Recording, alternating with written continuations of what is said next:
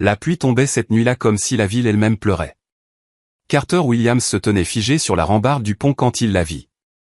Une femme vêtue d'un gilet taillé sur mesure coûteux, des larmes coulant silencieusement sur son visage. Encore un pas et elle disparaîtrait dans l'obscurité en contrebas. Il était père célibataire, ne possédant que de la gentillesse et une veste usée. Il la tira en arrière juste à temps. Quand la police partit, elle murmura d'une voix tremblante mais lucide, « Ce soir, pourriez-vous rester avec moi ?» C'est ainsi que la nuit la plus étrange commença. Carter Williams avait 36 ans, même si les rides autour de ses yeux le faisaient paraître plus âgé. 4 années s'étaient écoulées depuis l'accident qui avait emporté sa femme. 4 années à élever seule leur fille Louisa. Elle avait maintenant 7 ans, avec le sourire de sa mère et la force tranquille de son père. Carter travaillait de nuit comme livreur, chargeant des cartons dans une camionnette cabossée qui sentait le diesel et le vieux carton. Le salaire était misérable, mais les horaires lui permettaient d'accompagner Louisa à l'école chaque matin et d'être là quand elle rentrait chaque après-midi. Leur appartement était petit, les murs assez minces pour entendre les voisins se disputer, mais il leur appartenait. Il le gardait propre. Il nourrissait Louisa. Il continuait parce que c'est ce que font les pères. Alexandra Sterling vivait dans un monde totalement différent. À 34 ans, elle était PDG de Sterling Core, un conglomérat technologique qui faisait la une chaque fois qu'il rachetait une autre entreprise ou lançait un nouveau produit. Son bureau occupait le dernier étage d'une tour de verre en plein centre-ville, tout chrome, cuir et vue panoramique sur la ville en contrebas. Elle avait travaillé 80 heures par semaine pour en arriver là, sautant des repas, sacrifiant le sommeil et ignorant le vide qui grandissait en elle chaque année. Les gens la disaient brillante. Ils la disaient impitoyable. Personne ne l'appelait le week-end pour savoir si elle allait bien. Elle avait l'argent, le pouvoir et un pantouse qui résonnait quand elle y marchait la nuit. Elle avait tout sauf une raison de continuer. Le pont s'étendait au-dessus de la rivière à l'est du centre-ville, ses lumières projetant des flaques jaunes sur le bitume mouillé. La circulation était légère à cette heure, juste quelques voitures passant en sifflant sur l'asphalte luisant de pluie. Carter terminait sa dernière livraison quand il l'entendit, un son si brut et brisé qu'il perça le bruit du moteur et de la pluie. Il se rangea sans réfléchir, laissant la camionnette tourner avec ses feux de détresse clignotants. Quand il la vit debout du mauvais côté de la rambarde, les jointures blanches, le genre de choses qui coûtait plus que son loyer mensuel. « Et, dit-il doucement. Je m'appelle Carter. » Elle ne dit rien. « J'ai une fille, poursuivit-il, la voix ferme malgré la terreur qui lui griffait la poitrine. Elle a 7 ans. Elle s'appelle Louisa. Elle m'attend pour rentrer à la maison en ce moment même. » Les doigts d'Alexandra se serrèrent sur la rambarde. « Si je vous laisse ici, dit Carter, je passerai le reste de ma vie à me demander si j'aurais pu vous faire changer d'avis. » Alors Louisa grandira en sachant que son père est le genre d'homme qui s'en va quand quelqu'un a besoin d'aide. Le silence s'étira entre eux, ponctué seulement par la pluie et le son lointain des sirènes. Puis, presque imperceptiblement, Alexandra déplaça son poids vers le côté sûr de la rambarde. La main de Carter jaillit, lui saisissant le bras, et ensemble ils repassèrent de l'autre côté. Elle s'effondra sur le bitume mouillé, sanglotant maintenant à gros hoquets. Carter s'assit à côté d'elle, le cœur battant, et attendit. La police arriva 7 minutes plus tard, ses lumières rouges et bleues peignant le pont de couleurs urgentes. Ils posèrent des questions. Ils appelèrent une ambulance. Alexandra refusa d'y aller. Elle leur donna son nom d'une voix plate et épuisée et leur montra une pièce d'identité qui fit écarquiller les yeux du jeune agent. Après 40 minutes de protocole, de paperasse et d'évaluation prudente, ils la laissèrent partir avec la carte d'un conseiller en crise et un avertissement sévère d'appeler quelqu'un. Quand les feux arrière de la voiture de police disparurent dans la pluie, Alexandra se tourna vers Carter. Sa voix était à peine audible par-dessus le déluge. « Voulez-vous dormir avec moi ce soir ?» L'esprit de Carter devint complètement vide. Il la fixa, certain d'avoir mal entendu, certain que c'était une sorte de test ou de piège ou de crise qu'il ne comprenait pas. Elle vit la confusion et le choc sur son visage et secoua rapidement la tête. « Je ne veux pas dire ?» Elle prit une inspiration tremblante. « Je ne demande pas ça. Je demande si vous accepteriez de rester dans mon appartement parce que si je rentre seul ce soir, je sais ce qui se passe. Je sais où mon esprit va quand les lumières s'éteignent et qu'il n'y a personne d'autre. » Le premier instinct de Carter fut de refuser. Il était père. Il avait des limites. Il avait Louisa qui l'attendait chez la voisine, probablement endormie sur le canapé de Madame Henderson avec une couverture bien bordée. Mais il regarda le visage d'Alexandra, vit le désespoir qui s'y trouvait, et comprit que ce n'était pas une question d'attirance ou d'inconvenance. C'était une question de survie. « Il faut que j'appelle ma voisine, dit-il enfin, pour vérifier comment va ma fille et je dormirai sur le canapé. C'est la condition. » Alexandra hocha la tête, un soulagement semblable brisant ses traits épuisés. « Oui, merci. » « Oui. » L'appartement était tout ce que Carter attendait et rien dont il aurait pu se préparer. Des fenêtres du sol au plafond donnaient sur la ville scintillante, la pluie ruisselant sur le verre en rigole. Le mobilier était minimaliste et coûteux. Tout en angle vif et ton neutre. Cela ressemblait plus à un musée qu'à un foyer. Il n'y avait aucune photo sur les murs. Aucune vaisselle dans l'évier. Aucun signe que quelqu'un vivait réellement ici, sauf une tasse de café solitaire posée sur le comptoir de la cuisine. Le cercle brun à l'intérieur suggérait qu'elle était là depuis des jours. Alexandra disparut dans la chambre et en ressortit portant un pantalon de jogging et un vieux sweatshirt universitaire, paraissant plus humaine que sur le pont. Carter s'assit sur le canapé en cuir, encore humide de pluie, se sentant profondément déplacé. Elle lui apporta une serviette et un verre d'eau et s'assit dans le fauteuil en face, ramenant ses genoux contre sa poitrine. Ils parlèrent toute la nuit, pas de choses profondes au début, juste des petites choses, des choses sûres.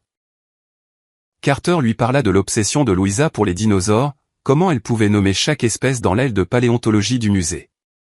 Alexandra parla de son enfance dans le Connecticut, des attentes de son père, de la bourse qui avait tout changé.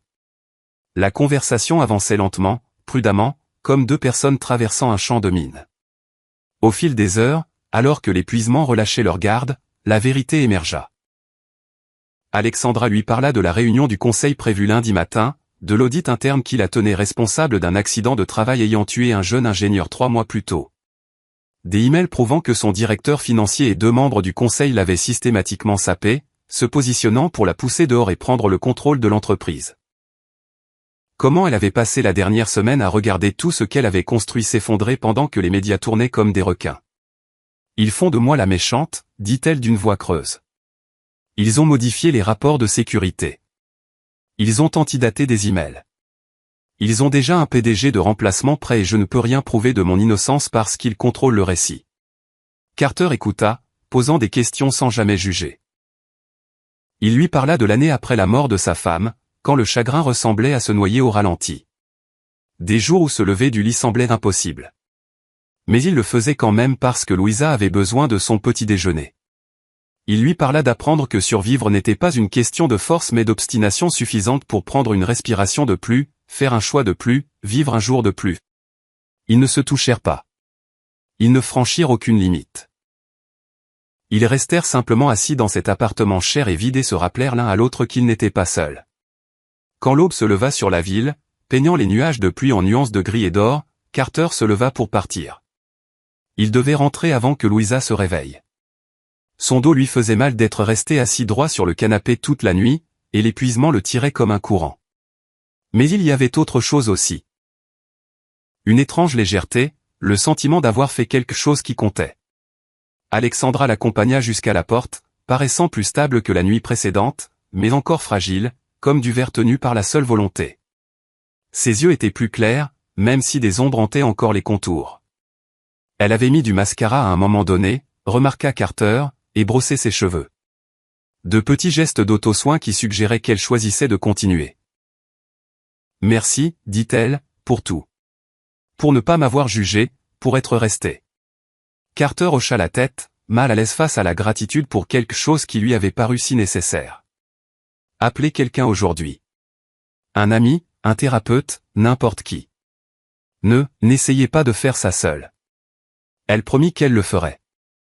Carter ne la crut pas entièrement, mais il avait fait tout ce qu'il pouvait. Alors qu'il se tournait pour partir, elle parla à nouveau, sa voix à peine plus qu'un murmure. « Vous m'avez sauvé la vie la nuit dernière. Je veux que vous le sachiez. » Il croisa son regard et y vit la vérité, brute et implacable. « Alors vivez-la bien, dit-il simplement. » Carter descendit les 53 étages en ascenseur et sortit dans les rues du petit matin où les camions de livraison roulaient déjà et où les cafés ouvraient leurs portes. Le monde paraissait différent d'une certaine façon, plus net, plus réel, comme s'il avait marché dans le sommeil pendant les 4 dernières années et s'était enfin réveillé. Le temps qu'il atteigne sa camionnette, toujours garée illégalement près du pont avec une contravention glissée sous l'essuie-glace, toute la nuit semblait un rêve fiévreux. Mais ce n'était pas un rêve, et ce n'était loin d'être terminé. Alexandra resta longtemps debout à sa fenêtre après le départ de Carter, regardant la ville se réveiller. Quelque chose avait basculé en elle pendant ces heures de conversation. Le désespoir n'avait pas disparu, mais il avait suffisamment desserré son étreinte pour qu'elle puisse respirer. Elle prit son téléphone et appela son assistante, puis son avocat, puis un enquêteur privé dont elle gardait la carte depuis des semaines. S'il voulait un combat, elle leur en donnerait un. Mais d'abord, elle avait besoin d'informations. Elle avait besoin de savoir qui était vraiment Carter Williams et si elle venait de commettre une terrible erreur en faisant confiance à un inconnu. Ce qu'elle découvrit la stupéfia. L'homme était exactement celui qu'il prétendait être, un livreur vivant au jour le jour dans un quartier où le loyer était bon marché et la criminalité courante. Mais des fouilles plus profondes révélèrent autre chose. Avant l'accident, avant la mort de sa femme, Carter avait été ingénieur senior en données dans un cabinet de conseil du centre-ville. Il avait travaillé sur des systèmes financiers, des protocoles d'audit, l'architecture de bases de données. Plutôt pour soigner sa femme mourante et n'était jamais revenu. Alexandra rumina cette information longtemps. Puis elle reprit le téléphone. Carter préparait le petit déjeuner de Louisa quand son téléphone sonna. Il ne reconnut pas le numéro, mais répondit quand même, calant le téléphone entre son épaule et son oreille tout en retournant les pancakes. Monsieur Williams, ici Elizabeth Chen de Sterling Core. Mademoiselle Alexandra Sterling souhaiterait vous rencontrer cet après-midi pour discuter d'une opportunité de consultation. 2 heures vous conviendrait-elle? Carter faillit lâcher la spatule. Je pense qu'il y a une erreur. Je ne suis pas. Mademoiselle Sterling a été très insistante. Elle m'a demandé de vous dire que c'est important. Personnel, pas professionnel. Louisa leva les yeux de son livre de coloriage, curieuse. Carter couvrit le micro du téléphone et articula, juste du travail, avant de revenir à l'appel. Contre son meilleur jugement, il accepta. Le café qu'Alexandra avait choisi était délibérément neutre, ni trop cher ni trop bon marché, loin de l'heure de quartier. Elle était déjà là quand il arriva, assise dans un box d'angle avec 2 cafés refroidissants devant elle. Elle paraissait différente à la lumière du jour, plus composée, mais aussi plus vulnérable d'une certaine façon. Le maquillage ne cachait pas tout à fait les ombres sous ses yeux. « J'ai fait enquêter sur vous, dit-elle sans préambule. Je suis désolée. J'avais besoin de savoir. » Carter aurait dû être en colère, mais il comprenait. Il s'assit en face d'elle et attendit. « Vous étiez ingénieur en données autrefois, » poursuivit Alexandra. « Système financier, audit, conformité, il y a longtemps. Combien de temps vous faudrait-il pour examiner un rapport d'audit de sécurité et me dire si les données ont été manipulées? » Carter devint très calme. « Pourquoi me demandez-vous ça? » Alexandra fit glisser une clé USB sur la table. « Parce que je ne peux faire confiance à personne dans mon entreprise. Parce que les gens qui essaient de me détruire sont des professionnels et j'ai besoin de quelqu'un qui comprend comment fonctionnent ces systèmes. Parce que vous êtes la seule personne que j'ai rencontrée depuis des années qui ne veut rien de moi. » Je ne suis plus cette personne, dit Carter. Je n'ai pas touché une base de données depuis 4 ans. Mais vous pourriez si vous le vouliez. Carter prit la clé USB, sentit son poids dans sa paume. C'était une très mauvaise idée. C'était chercher les ennuis. Il avait Louisa à penser, une vie simple qui fonctionnait parce qu'il gardait la tête basse et ne s'impliquait pas dans les problèmes des autres. Mais il se souvint d'Alexandra sur ce pont. Il se souvint du désespoir dans sa voix quand elle lui avait demandé de rester. Il se souvint de sa femme lui disant près de la fin que la pire chose qu'il pouvait faire était de cesser d'être le genre d'homme qui aidait les gens. « Je vais y jeter un œil, dit-il. Mais je ne promets rien. » Les données racontaient une histoire qui glaça le sang de Carter. Quelqu'un avait systématiquement modifié les horodatages, changé les signatures d'approbation et supprimé des pistes d'audit entières. La manipulation était assez sophistiquée pour que la plupart des gens ne remarquent rien. Mais Carter avait passé des années à construire des systèmes conçus pour détecter exactement ce genre de fraude. Il travailla toute la nuit pendant que Louisa dormait, remplissant un carnet de constatations, de références croisées et de conclusions accablantes. Il appela Alexandra à 6 heures du matin. Vous avez été piégé et je peux le prouver. Mais prouver cela avait un prix. À midi ce jour-là, quelqu'un avait divulgué des photos de Carter et Alexandra entrant dans son immeuble la nuit de l'incident du pont. La légende disait, l'homme mystère de la PDG Sterling, romance ou crise. Le soir, des journalistes campaient devant l'immeuble de Carter. Madame Henderson appela, inquiète, à propos d'hommes avec des caméras posant des questions sur Louisa. Carter s'assit sur son canapé, la tête entre les mains, pendant que le téléphone sonnait sans cesse. C'était ce qu'il avait craint. C'était pour ça qu'il essayait de rester invisible. Louisa sortit de sa chambre, effrayée par le bruit, et grimpa sur ses genoux. « On a des ennuis, papa. »« Non, ma chérie. On n'a pas d'ennuis. » Mais il n'était pas entièrement sûr que ce soit vrai. Alexandra vit les photos et sentit quelque chose se briser en elle. Pas le désespoir cette fois, mais la rage. Ils utilisaient maintenant Carter, le traînant dans leur toile parce qu'il avait commis l'erreur d'être gentil. Elle pouvait s'en aller. Elle pouvait leur laisser l'entreprise, prendre le règlement qu'ils proposaient, disparaître dans le Connecticut ou en Californie ou n'importe où elle n'aurait plus à voir leur visage satisfait. Mais cela signifierait que Carter s'était exposé pour rien. Cela signifierait qu'ils avaient gagné. Elle prit son téléphone et appela son avocat. Organisez une réunion d'urgence du conseil demain matin. Dites-leur que je démissionne. Dites-leur que je vais faire une déclaration. Puis elle appela Carter. J'en termine demain, mais j'ai besoin que vous me fassiez confiance une fois de plus. La salle de réunion de Sterling Core était conçue pour intimider. 20 mètres de table en acajou, des fauteuils en cuir coûtant plus que la plupart des voitures, des fenêtres donnant sur la ville comme une salle du trône surveillant son royaume. Les membres du conseil entrèrent l'air satisfaits, prêts à accepter la capitulation d'Alexandra avec la réticence de circonstance. Richard Voss, le directeur financier qui avait orchestré la plupart des trahisons, prit place à l'extrémité de la table. Linda Marsh et Thomas Burke, les membres du conseil qui l'avaient aidé, s'assirent de chaque côté comme des gardes du palais. Ils avaient répété ce moment. Ils savaient exactement comment cela se passerait. Alexandra entra en dernier, et elle n'était pas seule. Carter la suivit, portant un ordinateur portable et un dossier en papier craft, paraissant profondément mal à l'aise dans un costume emprunté. Les membres du conseil échangèrent des regards, confusion, amusement, dédain. Madame Sterling, commença Richard avec une sympathie feinte. Nous apprécions que vous rendiez cette transition aussi fluide que possible. Nous avons préparé les documents de démission et un généreux package de départ. Je ne démissionne pas, dit Alexandra calmement. Je présente au conseil des preuves de fraude d'entreprise et je dépose des plaintes pénales auprès du bureau du procureur. La salle devint silencieuse. L'expression de Richard ne changea pas, mais Carter remarqua que ses doigts se serraient sur son stylo. C'est une accusation grave, dit Linda prudemment.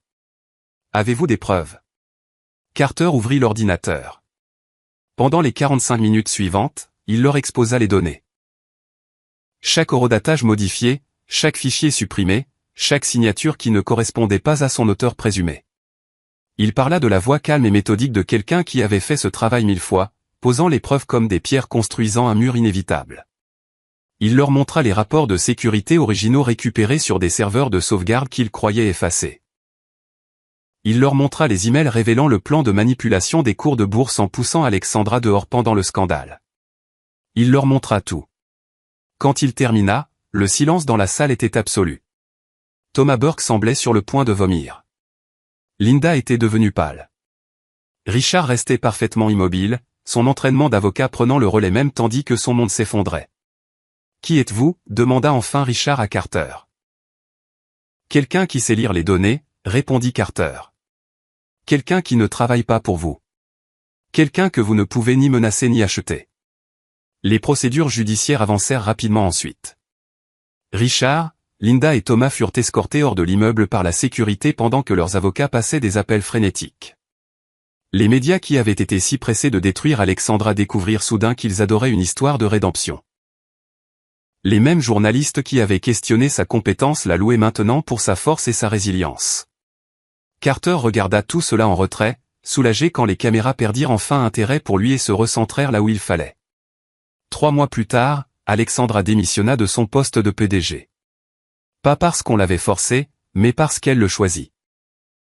Elle s'était battue pour Sterling Corr non parce qu'elle aimait l'entreprise, mais parce qu'elle refusait de les laisser gagner. Maintenant qu'elle avait gagné, elle découvrit qu'elle ne voulait pas passer le reste de sa vie dans cette tour de verre, à assister à des réunions, prendre des décisions et rentrer dans un appartement vide. Elle vendit la plupart de ses actions, fit un don substantiel à des organisations de santé mentale et prit une année sabbatique pour réfléchir à la suite. Elle commença une thérapie. Elle renoua avec de vieux amis qu'elle avait négligés pendant son ascension. Elle apprit à dormir sans médicaments et à se réveiller sans angoisse. Carter continua à conduire sa camionnette de livraison, à élever Louisa et à vivre sa vie tranquille. Mais elle n'était plus tout à fait aussi solitaire. Alexandra appelait parfois juste pour parler, vérifier comment il allait ou demander son avis sur quelque chose sur quoi elle travaillait. Parfois elle passait, apportant des livres pour Louisa ou des courses qui apparaissaient mystérieusement dans le réfrigérateur de Carter. Elle ne poussait jamais pour plus que de l'amitié, et Carter l'appréciait. Ils avaient tous deux appris que les connexions les plus importantes se construisent sur le respect et la confiance, pas sur de grands gestes ou des déclarations dramatiques. Pour l'anniversaire des 8 ans de Louisa, Alexandra arriva à leur appartement avec un cadeau emballé dans du papier dinosaure. Louisa déchira l'emballage et découvrit un télescope. Pas un modèle coûteux qui aurait mis Carter mal à l'aise, mais un bon modèle débutant parfait pour une enfant curieuse. Pendant que Louisa l'installait près de la fenêtre, bavardant sur les constellations, Carter et Alexandra restèrent dans la cuisine. « Comment allez-vous » demanda-t-il. « Mieux » répondit-elle honnêtement. « Pas parfaite, mais mieux. C'est tout ce que nous pouvons demander. » Alexandra le regarda un long moment. Cet homme qui lui avait sauvé la vie simplement en refusant de s'en aller. « J'ai repensé à cette nuit sur le pont, à ce que vous avez dit sur votre fille qui vous attendait. » « Quoi donc ? » J'avais l'habitude de penser que je n'avais personne qui m'attendait. Aucune raison de continuer, mais je me trompais. Je m'avais moi-même. J'avais juste besoin de me rappeler que j'en valais la peine aussi.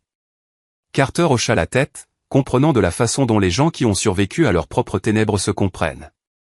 Depuis le salon, Louisa appela, « Papa, mademoiselle Alexandra, venez voir. Je peux voir la lune. » Ils la rejoignirent, se serrant autour du télescope, se relayant pour regarder par l'oculaire cette sphère lointaine et brillante. Dehors, la ville bourdonnait de son chaos habituel. Des gens se pressant, luttant et survivant chacun à leur manière. Mais à l'intérieur de ce petit appartement, il y avait de la chaleur, des rires et le simple miracle d'un jour de plus. Carter avait appris depuis longtemps que l'héroïsme n'était pas une question de grands gestes ou de solutions parfaites. C'était être présent, choisir la gentillesse quand on était fatigué, croire qu'une personne pouvait faire une différence, même si cette différence était aussi petite que rester éveillé toute une nuit pour que quelqu'un n'ait pas à affronter ses démons seul. En regardant Louisa ajuster le télescope et Alexandra l'aider à trouver Jupiter, Carter pensa à toutes les nuits depuis le pont. Alexandra avait tenu sa promesse de chercher de l'aide.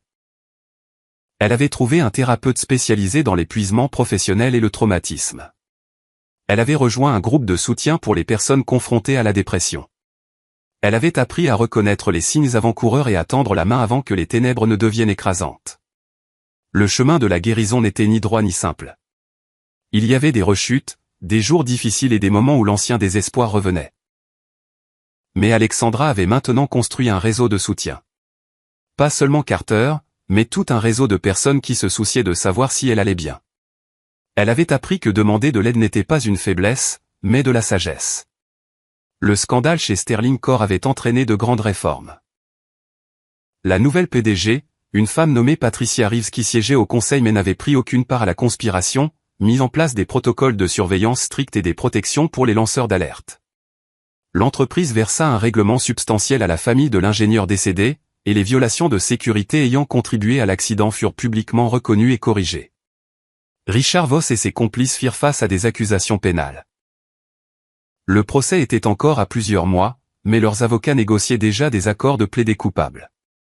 Ils n'échapperaient pas à la justice, même si cette justice était plus lente et plus compliquée que quiconque ne l'aurait voulu. Carter reçut des offres, des missions de consultant, des conférences, des demandes d'interviews de programmes télévisés qui voulaient raconter son histoire. Il les refusa toutes. Ce n'était pas une question de devenir célèbre ou de profiter de la situation. C'était faire ce qui était juste puis retourner à sa vie. Il aimait sa vie. Il aimait accompagner Louisa à l'école, connaître ses voisins et rentrer dans un appartement petit mais sûr. Il n'avait pas besoin de plus que cela. Mais il avait appris quelque chose lui aussi. Il avait passé 4 ans en mode survie, concentré uniquement sur passer chaque jour et prendre soin de sa fille. Il avait oublié qu'il possédait des compétences et des connaissances qui pouvaient faire une différence. Il commença à suivre des cours en ligne la nuit après que Louisa soit couchée, actualisant ses qualifications, se rappelant qui il avait été avant que la tragédie ne le redéfinisse. Il n'était pas encore prêt à quitter le métier de livreur, mais il s'autorisait à imaginer un avenir au-delà. Madame Henderson, qui avait gardé Louisa cette première nuit et beaucoup d'autres depuis, lui dit qu'elle était fière de lui. Les autres livreurs au dépôt, qui avaient entendu des bribes de l'histoire, le traitaient avec un nouveau respect. Même Louisa, qui ne comprenait pas tout à fait ce qui s'était passé, semblait sentir que son père avait fait quelque chose d'important. Le télescope devint un élément fixe de leur appartement. Les nuits claires, Carter et Louisa l'emportaient sur le toit de leur immeuble et cartographiaient les étoiles. Parfois Alexandra les rejoignait, étendant une couverture sur le béton et s'allongeant pour regarder l'obscurité infinie ponctuée de lumière. Ces nuits rappelaient aux trois qu'ils étaient petits et que l'univers était vaste. Mais cela ne rendait pas leurs choix insignifiants. Au contraire, cela les rendait plus précieux.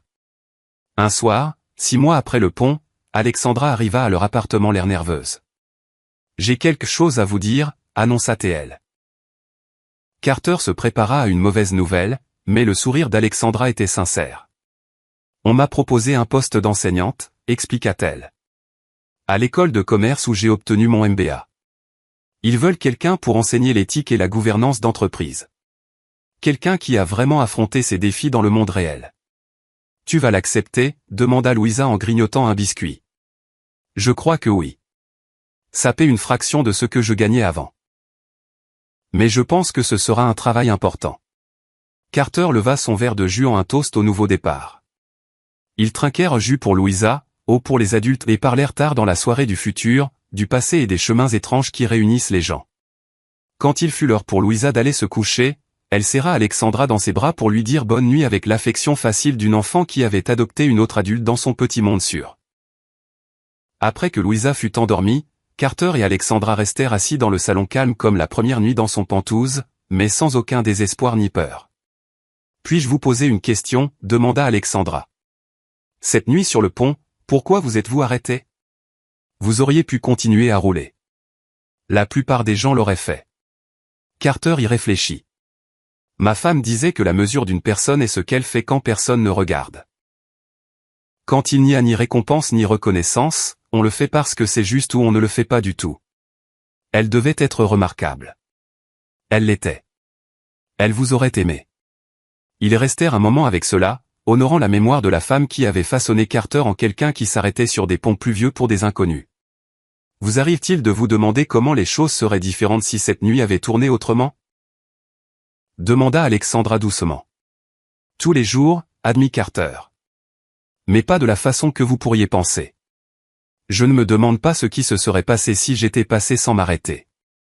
Je me demande ce qui se serait passé si j'étais arrivé 5 minutes plus tard. Si vous aviez été seul assez longtemps pour faire un choix que vous ne pourriez pas reprendre. » Alexandra tendit la main et lui serra la sienne.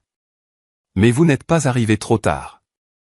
Et je suis encore là, et ça compte. » « Ça compte, oui, » acquiesça Carter.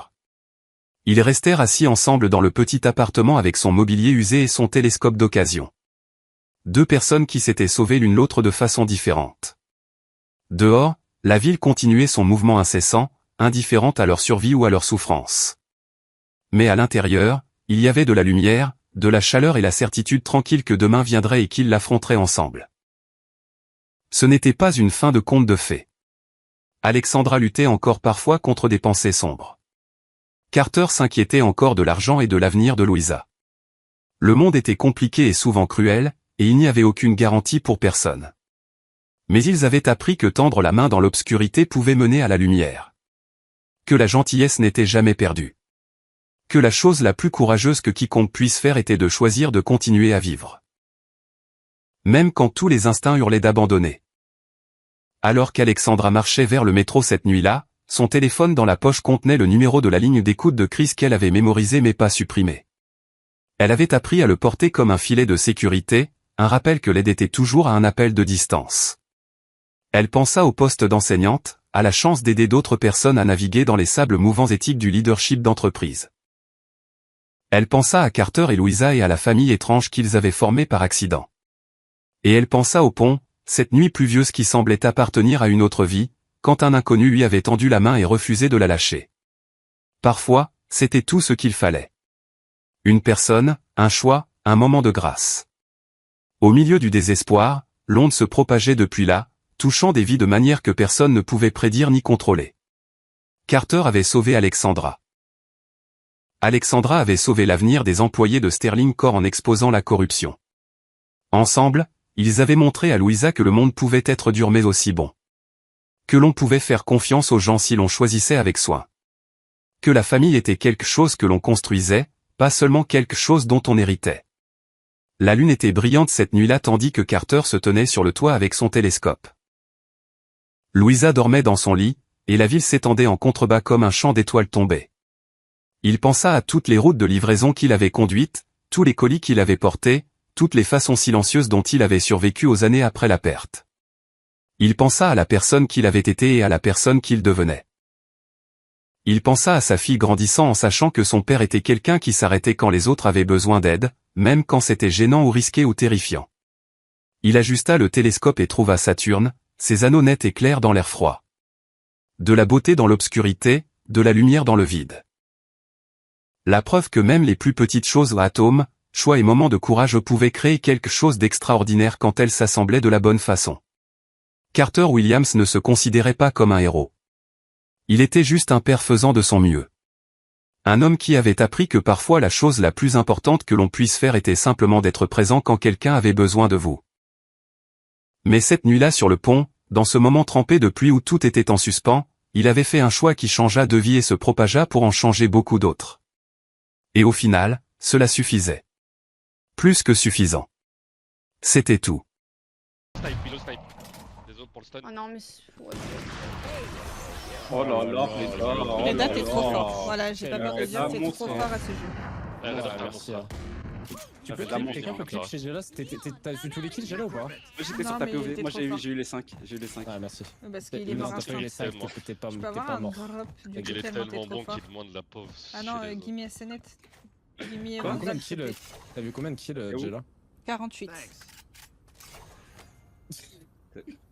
C'est pas ça, merde. 5. Mais frérot, T'as vu non, combien c'est trop. T'as Trop, vu combien de kills? T'as vu combien de mes kills sur ta POV Gela? 48. Le stun Meina. Du B. Ça satchel. J'ai un ult, hein. Tu peux retard, mon frérot, tu peux retard. Ah il est sur Il est moi. sorti déjà. J'ai un ult. Ouais, j'ai rien. Mort. Moins 1. C'est vraiment regardé. Les deux ont rollback. Qui a encore un rentré, voilà. L'autre il est rentré. Milo snipe, mais Milo snipe, Milo snipe. Il a 3. Oh non, elle est revenue sur moi juste. Ah ouais, lui, regarde, regarde, on a n'importe. Ah, elle est super On belle. va mettre un casque, Kraka. De quoi? Et dis-lui d'acheter le Hyper Cloud Out de 7. Non mais tu sais que j'entends les sons bizarres, frère. Toi j'entends comme si j'étais sous l'eau. Ah, mais c'est parce que t'as changé de casque, c'est pour ça c'est. T'entends comme Pas si la t'étais leçon. sous l'eau? Non, c'est qu'il y a un problème sur ton casque. Là, c'est que t'as Non, mais- une tendinite de l'oreille là. Dis-le. Ouais. Oui, Je bah, pense quoi, qu'il j'ai a. une migraine ophtalmique Non, mais encore. j'ai là, Ouais. sérieusement, t'as vu combien de kills sur ta POV? Je suis très sérieux, je peux clip comme ça. Deux, Tu parles je trop. crois. C'est ça, il y a Eh, la- joue la pas game, beaucoup, joue je la vais aller sur le game, replay. joue la Ouais, mais le game. replay, j'arrive pas à voir le truc où tu vois plus rien. Mais gros, c'est En tout normal, cas, tu vas mettre les paramètres. totem. C'est dur. Oh Pourquoi j'ai couru dedans? Pourquoi j'ai couru dedans? J'ai Ah tiré ouais, plein de comme ça dessus tout pour droit quoi. J'ai couru Je suis dedans. dégoûté, Kraka. 10, y'en a un. Et 8. Ouais, 10, y'en a un. Dis, il derrière est- toi. Derrière moi. Ouais. Ouais. Genre, Mais trois, wesh! deux, Oh, vas-y. un. Ah, y'a moyen, il a Passe été. mon son, là, Non, mais Chamber était là au premier degré. Mais y'a moyen, il est reparti man. La clip doigt, moi. 8000 subs. Dis-moi, pourquoi moi je fais des calls Et je fais un prêt à la banque. hein. Oui, il y a un 5000 type qui est euros là, si un tu type le qui est fais. là. Moi, il y a Tu personne qui perds me ta dit ça. date avec Kraka. Ah bah, Je vais te faire clairement. enculer, Let's toi. go. Oh, tu peux Allez, le mettre, allez. hein. Tu peux le Allez, mettre. hop. Ouais, je me cache. Oh Allez, là il va là. Tu le perds la prochaine fois que tu vois Kraka IRL, tu fais un bisou sur la joue. Hein. Sur la Oh bouche. non. Si tu tombes, t'as un bisou sur la bouche. Oh mais- non. Sur la je- boca, sur je- la boca. Je vais vous niquer, hein. c'est pas possible. Genre une grosse galoche. Vite, tu fais bruit, c'est un bisou. Ah, dommage, voilà. un bisou. Dommage. C'est un bisou, c'est un Ah, bisou. dommage. Dommage. Waouh, les gars. Elle a pas Ah, arrêté de voilà. Voilà. tirer, hein. Et on a Un tous, défi, un les défi. gars, et on a tous Un plus de défi. 23 ans, 22 ans dans le chat. Je T'as peux quel ton âge, opérateur, Julie, 22? Jay, s'il te plaît. Je peux ton opérateur, Jay. Thanks. peux Vous ton êtes jamais opérateur. pas comme ça. Merci. Non, s'il te plaît, je dois mettre en pause, je dois mettre mon TP et tout. Merci. Excuse-nous, Eminem. Oh là Moi, là. j'aime les femmes. Je l'ai bien là. Embrasse-moi, Obé. Un défi est un défi, frérot. Le rime. T'as vu ce que j'ai pris, Kraka, quand même? Regarde, anti-flash. Du 1. Il me pique jamais, Dish. Je me fais chier. Si vous laissez rentrer, je peux le tuer après. Ah, 120, ouais. Merci pour le follow, Zayex TV. Non, mais je capte pas là. Pourquoi vous jouez sur le site de la Son, sentinelle. Donne des Bon, calls. là, s'il te ça Ouais, il est entre sympa. guillemets. Ferme ta gueule. plaît. Donne des calls, frère, au lieu de pleurer depuis 15 minutes. Ferme ta gueule, on me parle pas là. Il y en a un close à main, je crois que c'était. J'ai vu le drone. Non, Breach. J'ai rien vu à gauche, Encore dans un le coin à défaut, gauche. on sait pas. Je vais le chier le BP, je vais le chier le BP. Le mec, Peut-être un pardon. au-dessus. Vas-y. Deux, ah, il y en a deux derrière. Deux il y en a d'or. DR, il est ult. Je peux pas t'aider. Il deux. manque Chamber l'info, main, hein. chamber main, Là, je suis chamber sur main. mute, hein. Je touche. Il y en a un main qui est sorti peut-être derrière la box. Ah ouais, frère. One enemy remaining. Deux Last contacts. sa mère, player hein, 80. standing. Bah. Ah, il est mort. Bah, il Bah, est mort. il te court après là, il te court après. C'est impliqué. Ah, il est mal, lui. Bah. Voilà. Yeah. S'il te plaît. Disparition, apparition. S'il te plaît, Yubi, quand tu meurs, donne-moi des infos par pitié, frère. J'ai l'impression que je suis en solo Je queue. te jure, j'ai jamais vu un couple autant passionnel. Mais rien à voir. Ah, Yubi, C'est tu juste peux que jouer je- knife Je et une suis balle à comme ça, tu l'opposé, gardes un peu j'en ai d'argent. rien, frère. Vas-y, faut pas que ça rentre, là. Il y a moyen de. Je parlais pas Merci. de vous, Yubi. Hein. Je parlais de ma série. Tu veux que je te baille un shérif, Yubi? D'accord. Ah, ça y est, Tu les veux que mutes. je te baille Ça y est, voilà, ça y est. pour Kraka? Est-ce que tu veux que je te baille une petite Oula. crotte pour me faire pardon? Dis. J'ai peur s'il vous plaît. Comment Ça ça, va pas le si je truc à reste faire, droit ça, devant moi? Dish, Oh non, frère, son B, il était bizarre. Hein. Un dish? Ouais, il y en a flash breach. Ils étaient 3B, ils étaient 3B. Un Ça m'a- dish. ça m'a- Un ça m'a- dish. Un dish. Un Un dish. dish, Un exprès. dish, yeah. Nard, Man, je me- bitch. Dish, ouais, un dish. Ah, Putain. Putain. Fais gaffe, Under, Kraka, j'ai Oh. tout main. Ouah, deux dish. C'est un retour A, c'est un retour A. Juge dish, juge dish. Je dish. Oh là là, mais putain de merde, il est nul. Je back pas, hein. Je bouge pas. Ça, tu sais. C'est un retour B, c'est un retour B. ثلاثة B. ثلاثة B. واحد سيتي. Jella. Ça plante B, ça plante B. واحد دو سموك بقيت واحد دو بقيت سموك لا فيميجين بقيت لا فيميجين. انا جاي انا جاي واحد لا فيمي. صبرت. تسناني نعطي سلموا لي بالسبايك واي عندك جلة. عندك عندك اركيد. مين واحد اركاد لا طبرت. اها صبرت. ويلي لا طبرت. لا طبرت. ليش اختي نعوالدي Aïe. Ça طبرت. دوماج دوماج طبرت. جولي C'est dommage. donner un opérateur. Ah, pourquoi Coli fait l'accent? Quand lui il fait l'action, c'est Pourquoi raciste. Coli fait l'accent? C'est giga raciste. Vas-y, envoie ton opérateur s'il te plaît. Merci. C'est comme si moi je faisais, vraiment là le poulet, tu vois ou pas? Je sais pas, comme si tu le faisais. Je là, le passe, c'est- mon beau-frère est noir. Voilà, c'est bon ou pas? Je vous déteste. Mais c'est vrai, il est vraiment noir, mon beau-frère. Il s'appelle Borja. Et alors?